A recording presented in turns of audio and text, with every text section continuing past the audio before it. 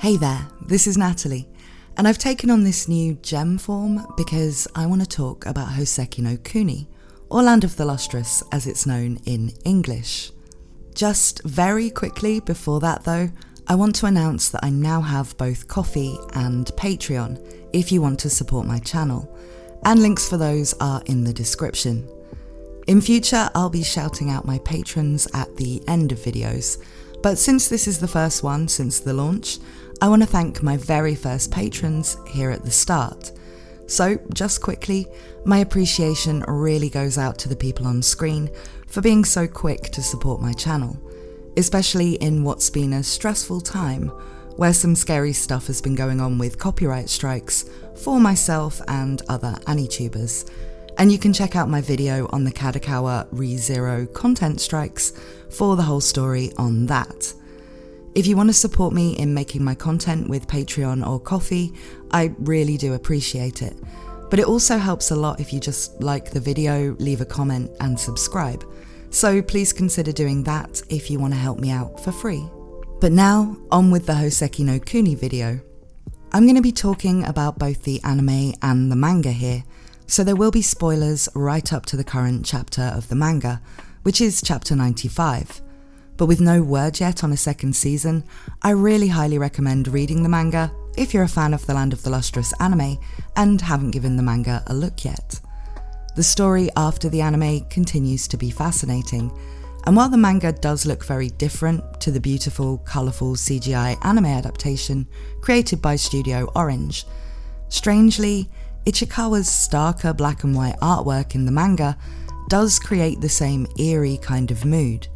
And in the manga, you also get to see the very different setting of the moon, or technically moons, which has this unique kind of atmosphere that really sticks with you.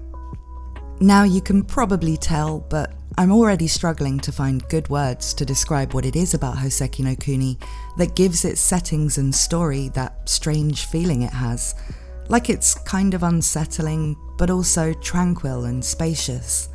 It's clean and futuristic, but somehow also weirdly nostalgic. It feels pure and appealing, but also melancholic and empty. And it's something I've been trying to figure out a lot, because analysing what makes something good to the point of sucking all the mystique out of it is a thing I typically do. But I'm a writer, and so I don't think I can fully explain it, because I don't really think that the atmosphere in Houseki no Kuni is created entirely by writing or story structure, the things I know how to pick apart. I think that despite how different the anime and manga look at first glance, the answer lies in a lot of things like the framing of scenes, the use of negative space around the characters, the contrast of light and dark, and the angular, almost geometric look of so many things in the setting, including sometimes even the characters. These are all artistic visual concepts I don't really have the knowledge to properly analyse, but which seem to have an effect on me all the same. I feel like in a novel with little or no artwork, the same mood could be created, but the ways you might do it don't apply to the way Houseki no Kuni actually is written as a manga, and so I think it's a really good example of a skilled mangaka using the medium to create a particular type of experience in ways that are distinctive to the format. The anime adapts this brilliantly.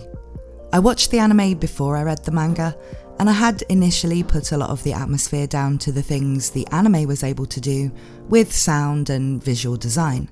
But as I said, the manga shows locations that have, if anything, more of that unique mood to them, which have not been shown in the anime at all yet, as well as introducing a lot of important characters and plot elements which don't show up in season 1.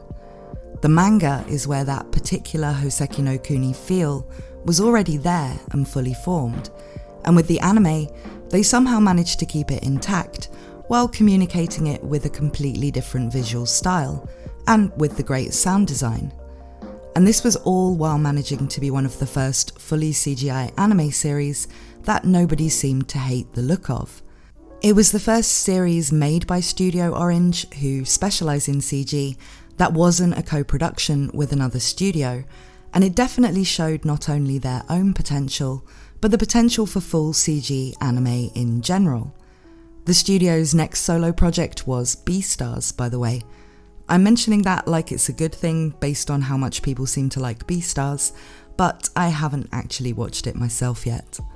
Still, while I do think the art and design play a huge role in creating the special feel of the world the story takes place in, there is more to what makes Houseki no Kuni so haunting than just this hard-to-explain atmosphere. And that's just as well, really, because otherwise this would just be a video of me failing to explain things. Houseki no Kuni does a lot of things with the story, the characters, and with its real-world influences that also lend to the uniqueness that's brought it its cult following, and contribute to why it feels the way it does. A lot of these are interesting, and if this video does well and you guys want me to make more Houseki no Kuni content, there are a lot of topics to talk about, from the symbolism through to the arcs of some of the main characters. But rather than trying to cover everything in one beast of a video, for now I'd like to focus on one thing. With the manga currently on hiatus, now is not the best time to be branching into talking about Houseki no Kuni from a YouTube popularity perspective. But I think now we're several months into the hiatus, with the ending of chapter 95 in mind, it's a very good time to look at one of the particular elements to what makes Houseki no Kuni what it is, and that's how it uses and handles time. We are probably staring down one of the biggest time skips in popular fiction here, if, as most people are expecting, the next events we see will be after 10,000 years. And yet, with how much this series has already explored immortality as a concept, and the fact that characters, other than the admirabilis, don't reproduce or truly die, there is this expectation that when we see chapter 96, things like the cast of characters and the setting itself will not have changed beyond recognition. Time isn't finite when you can't die, so in some ways it could be discarded as irrelevant in a story about immortal beings. But instead, in Houseki no Kuni, it's never robbed of meaning, and feels more like a constant force that the characters can't escape from, neither evil or benign, but always beside them and stretching out infinitely. Early in the story, Ichikawa makes time matter to the gems in much the same way it matters to us, giving Phos a time constraint to think about in worrying that Cinnabar will go to the moon if Phos can't keep the promise to find Cinnabar a more fun role in life quickly, and then giving us the passing of normal seasons to consider as part of the gems' lives, with the winter and spring arcs. The other characters are as surprised by the changes that have taken place over that winter, in terms of Antarcticite being gone and Phos having changed in both personality and appearance, as we with our normal human lifespans would be to discover so much had changed if we went away from home for a few months. There are reminders fairly early on that their immortality means time as a concept can sit differently with the gems in the form of Padparasha's situation, only being able to be revived for a few hours every few centuries. This is something Padparasha is basically in acceptance of, but those short revivals are essentially what keeps Rutile motivated through all of the time in between. No matter how long it is or what else is going on, Rutile never forgets or stops looking after Padparasha, which shows quite early on, at least before any large time skips, that gems, especially the oldest ones who've already got a lot of experience with waiting, can be patient. But since we already know that they're as conscious of time passing as we are, and as we see with Phos at the start of the story, can feel frustrated by things not happening quickly enough, we know this isn't something Rutile is content with. Gems, like people, can learn patience, and Rutile is spending what to us would be lifetimes working for just a little bit of time with Padparasha, who knows this and feels the weight of how it affects Rutile. In fact, the whole concept of gems trying to gather shards of their taken friends from the Lunarians, though that turns out to be futile, shows that all of them are trying to be patient about someday being able to see the other gems again, relying on their immortality to give them hope that that will eventually happen. But the way they see each chance to battle the special Lunarians that tend to have shards with them as an opportunity they mustn't let get away, shows that they're willing to take risks to speed up that process.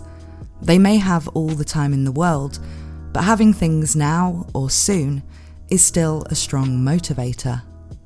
But as things progress, the relatable passing of the seasons makes way for bigger and bigger chunks of time to become relevant to the story. And having seen that Phos feels the passage of time the way we do, the uncomfortable side of those long stretches, for Phos or for anyone, begins to emerge. This becomes especially noticeable as Phos on the moon begins to show what could even be seen as a heightened awareness of time, counting in terms of days. Phos isn't conscious during the time skips, and this stops them from feeling jarring, given the story limits itself to the protagonist's point of view. This sets things up so that Phos is confronted with the change that happens when time stops for you, but large amounts of it pass for everyone else. Whereas for the other gems, a century and then 2 centuries pass in circumstances where the original cast of gems is divided between the Earth and the Moon. Through Phos and the rest of the cast, we experience the fear of what might be forgotten and what might have changed in those around you when so much time is in play, and the depressing inevitability that a lot of that time would be spent lonely or bored or without direction, and of course, missing people. With the longer time skips, we see those fears becoming real. Characters change beyond all recognition, like Bort's, and yet they and the world around them just carry on. Yellow Diamond, already tired as the oldest gem at the start of the story, is shown to forget being a gem rather than a Lunarian, and attempting to fly in a confused state. The biggest questions around memory and how memories shape a person connect to Phos, who doesn't forget things due to time, but due to losing original phosphophylite body material, where in the gems the mind and memories is distributed through the whole body in the form of inclusions. But Phos's character development would need to be a whole other video. Phos is basically, what if we took that ship of Theseus thing and made it a person, after all? But the way the gems in general change their priorities, move on from things they once cared about, and adapt to each new status quo as friends are lost and circumstances change, makes us reflect on a truth about time and memory that all people probably know deep down. That no matter how interesting or fulfilling a life we lead, most of the moments in it will be ones we either won't be able to or won't have any reason to ever remember again. Is how we use our time and our experience of it even that important, if only a fraction of that time will have any lasting meaning to us? Or perhaps, maybe memories are overrated, and what's more important is the current moment, whether it ends up being one you ever think of again or not. Then there's change, which accompanies time. When someone changes over time, are they on a constant path of growth to becoming their true selves, or are they always just as complete and just as true a version of themselves, because we're all naturally many different things at different times? And if the person someone becomes is shaped by someone else's plan for them, like Phos, if everything was determined for them based on some inescapable aspect of their personality, does that change anything, compared with thinking they're shaped by random interactions and time and choices that could have been made differently? The Buddhist influence that's heavily present in the symbolism of Houseki no Kuni is not just an aesthetic thing or a surface-level incorporation of interesting lore or mythology into a fantasy story. These questions of the self and of what matters are all things Buddhism in its various branches explores, But Houseki no Kuni doesn't feel like it's trying to say what the answers are, or to convert you to the Buddhist way of thinking about these big philosophical questions, just to make the characters face those questions. Ichikawa used a branch of Buddhism called Pure Land Buddhism as her inspiration, and I don't know any more about that than I've learned by basically looking it up because of Houseki no Kuni, and I'd expect the vast majority of the audience for the series are the same, with either no knowledge at all of it or just a little bit of research behind them. But I think she's incorporated these elements in just the right way, where it's completely possible to enjoy and understand the story and characters in the way she intended, without having a deep existing knowledge of the things it's inspired by. Ichikawa is exploring these things because it's interesting to, not because she's retelling a myth or even trying to promote or critique the belief system she's referencing. And that means that even if you do know a lot about Pure Land Buddhism, it doesn't seem like you'd be able to predict what was going to happen in the story. Only some of the things that might be included on a symbolic level, and some of these questions characters might be made to struggle with. With the huge time spans and the fact that, at least at the start, the gems have no concept of what it means to die, these questions have endless time for the characters to look for answers in. But the flip side is that the suffering caused to them by all of their own internal conflicts and lack of peace also endures with them, having no sense of when anything will ever really be brought to a head. And that doubt and sadness, as well as the impatience and frustration I talked about earlier that they can feel, is a part of just what it feels like to be alive for them. All of this lends to that melancholic feel the series has, even in the lightest slice of life type moments where things are almost idyllic on the surface. And then, as those ideas have been given plenty of room to press down on us throughout the story, Ichikawa finishes off the most intense sequence of events in the series so far, with just this huge chasm of time, 10,000 years. Now, the amount of time we're confronted with for the longest time skip is, I think, very carefully and cleverly chosen by the author to be about as uncomfortable to think about as possible. Size and scale is something that we humans have trouble getting our heads around, and beyond a certain size, things become basically meaningless to us, and we stop thinking about them at all. If we try to imagine the size of the biggest stars we know about, the single biggest entities we can calculate the dimensions of and know to exist, then we can't really do it. We can rationalise it as however many times the size of the Earth, and accept that as a fact, but the scale is beyond what we can relate to. And if we then try to imagine the size of a galaxy, and then the universe, it becomes even more impossible to imagine in a way that we can really mentally experience, and so we don't. The difference in size between a giant star and the galaxy that holds it is immense, and yet once something goes above a size we're comfortable with, it's all sort of the same to think about. And we have the same problem with time, which is why when you hear that the Jurassic period was 241 million years ago, you might want to round that down to 240 million as a rounder number, because 1 million years suddenly feels negligible. And then if you hear that the Cambrian period was 541 million years ago, it still feels like it's somehow closer to the Jurassic period than the Jurassic period is to now, because they're both unimaginably far away. We can imagine what those periods looked like on Earth based on the limited information we have and filling in the blanks with our imaginations, but we can't imagine experiencing the time that has passed since.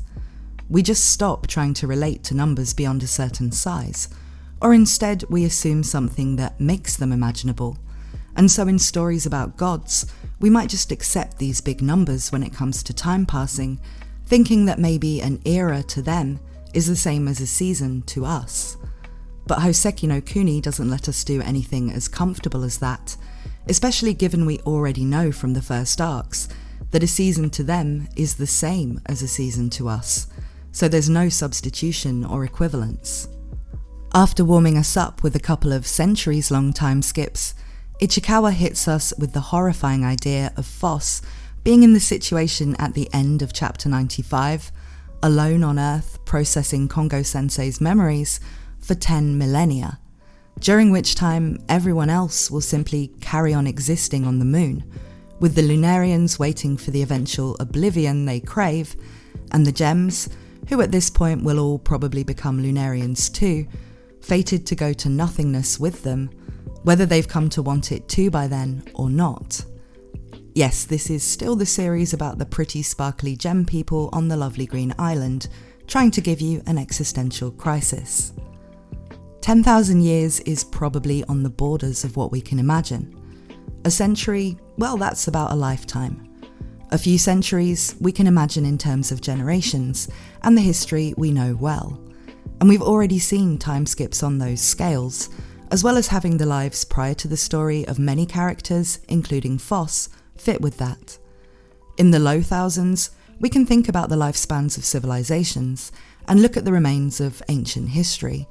And there we also have the lives of the oldest gems, like Yellow Diamond. But at 10,000 years, we're getting to basically the dawn of civilization. I feel like Ichikawa did this intentionally, because with a bigger number, that giving up on trying to understand the weight of it thing would have happened, and she doesn't want us to stop trying to feel the weight of these years on the characters. If she wanted us to get comfortable with astronomical time passing just for the plot to happen, then sure, she could say 1,000,000 years have to pass. Why not? Everybody here is immortal, and we want to understand why the Lunarians have lived for so long that, universally, all they want is to pass on. This is something already challenging to establish as a plausible motivation for a whole civilization, where immortality tends to be an appealing prospect to at least some people, like me. And the Lunarians are the spirits of people. Enough time needs to be in play here that we can easily accept that every single person has already passed the point of having anything left they want more time to do as themselves, and that this wait is going to be just that for them, a long and frustrating wait that none of the diversions they've created for themselves with all of their technology and creativity will do much to fill. On a rational level, yeah, 1,000,000 years would do that. But instead we have a number that's still sort of within our grasp, as basically the entirety of the history of civilization, the time between when humans first started thinking about agriculture and now. We can feel the gravity of it and imagine the tedium of it in a way we wouldn't attempt to imagine with 1,000,000 years. How is it going to make us feel at the end of it though? Many people speculate that this hiatus was chosen to be taken at this time because if the author needed a break anyway, then this point in the story, with the last panel talking about having a pleasant 10,000 years, is the perfect time to do it. Making us as readers wait here and giving a gap in real time between those events and the ones after the massive time skip is a kind of meta way of intensifying how the gap feels, though unfortunately we were never told how long our wait was going to be. However, some people have put forward a less generous interpretation of the hiatus, suggesting that perhaps Ichikawa isn't quite sure what to do next and needed a bit longer to figure things out. The story feels like it's very close to its end, and if we'd had monthly chapters for the last 5 months instead of the hiatus, I think most people would expect the story would be finished by now, and that does make a prolonged planned hiatus here seem a little odd.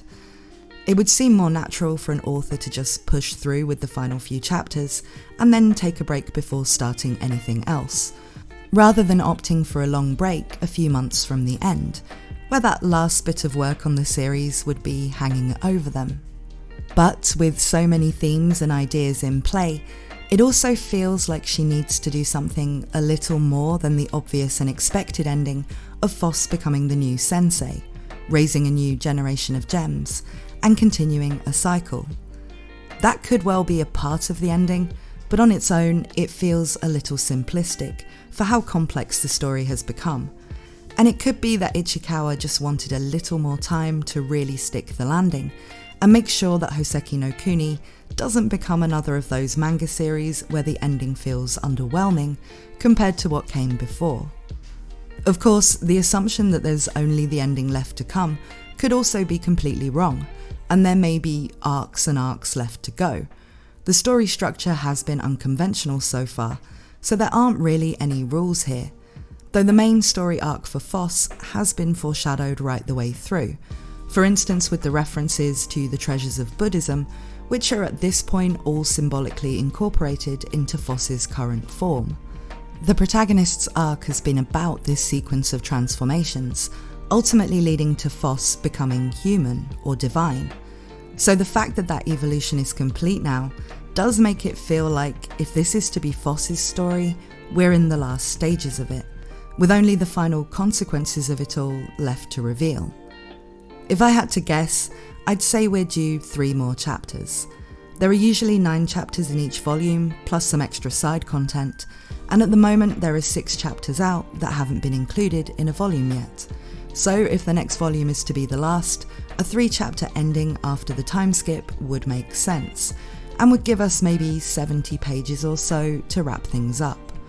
The volumes have sold well, and being so close to the end, I really don't think there's a danger that this hiatus is going to last forever, as in Houseki no Kuni has been cancelled here. It would be a very odd place for either the author or the publisher to want to stop. Chapters come out on the 25th of the month in Japan, with the last one having come out on Christmas Day 2020. So at the time of me making this video, it's too early to say that we won't get a chapter 96 in June, so we might get lucky. I have seen a few people suggest the theory that chapter 96 will come out around 10,000 hours after chapter 95, to represent the 10,000 years. Now 10,000 hours is 416 days, which with some rounding, because it has to come out on the 25th of the month when the magazine that it runs in is published, would be 14 months, so we'd be looking at the end of February 2022. I don't like the idea of waiting that long, and I think it's much more likely that we'll get it sometime this summer, but it is an interesting idea as a gimmick, and I guess if you're watching this in the future, you'll know whether it was right or not. So that's really it for this video. As I said, there are many things to discuss with Houseki no Kuni that, if the response to this video is good, I will definitely make more videos about it, so please let me know in the comments if you want that, as well as what your thoughts are about the time skip, the hiatus, and the series in general. Thanks once again to my patrons, and to the people who've donated to my channel with coffee, and to you for watching. I hope to see you again very soon.